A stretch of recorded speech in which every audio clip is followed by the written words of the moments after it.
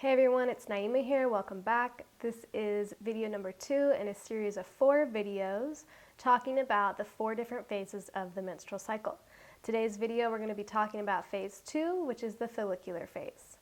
But before I dive into that, I just wanted to briefly go over why certain resources and people in this field might refer to the menstrual cycle having 4 phases and other times having 2 phases.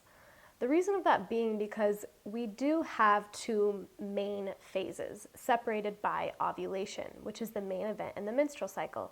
We have our pre-ovulatory time and our post-ovulatory time. And then we have ovulation in the middle. Ovulation is an event that happens alongside with menstruation is another event that happens in the menstrual cycle. So when we look at those 2 events of menstruation and ovulation, they could also be considered as phases. They're not as lengthy in amount of time as these other 2 phases are, the follicular phase and the luteal phase. However, they are still these 2 events. And I do like to categorize them as phases as along with other educators out there. So one of the reasons why I like to refer to the cycle as having 4 phases instead of 2 is for a couple of reasons.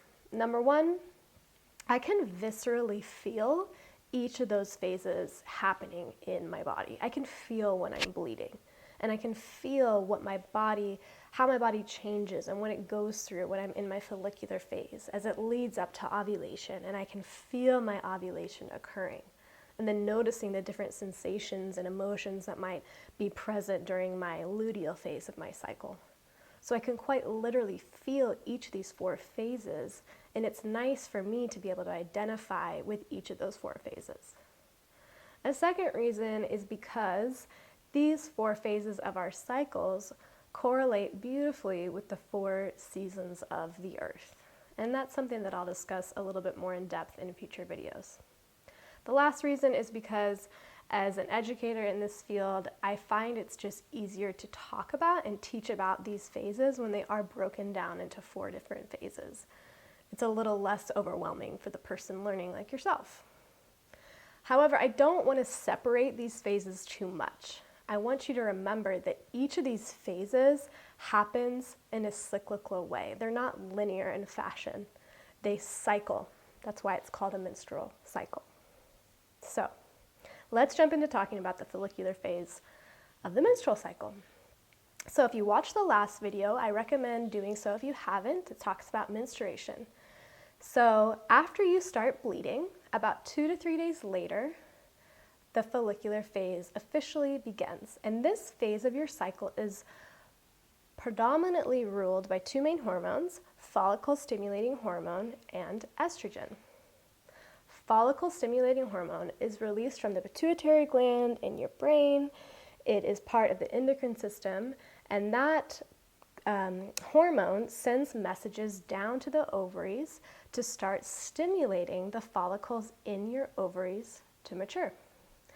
Follicle-stimulating hormone, that's explaining what the hormone is doing. It's stimulating these follicles in your ovaries, and this phase is called the follicular phase. So for once, science has made it easy for us to remember the names and the terms according with this phase and the hormone that runs with this phase of the cycle. So as the eggs in our ovaries are beginning to mature, estrogen is also being excited, and estrogen is released from our ovaries. Follicles are essentially egg sacs. So each of these follicles houses an egg, and about 15 to 20 eggs begin maturing or growing during the follicular phase. That's a lot of eggs in preparation for ovulation. So as follicle-stimulating hormones being released and estrogen is on the rise, eventually will lead up to the moment of ovulation.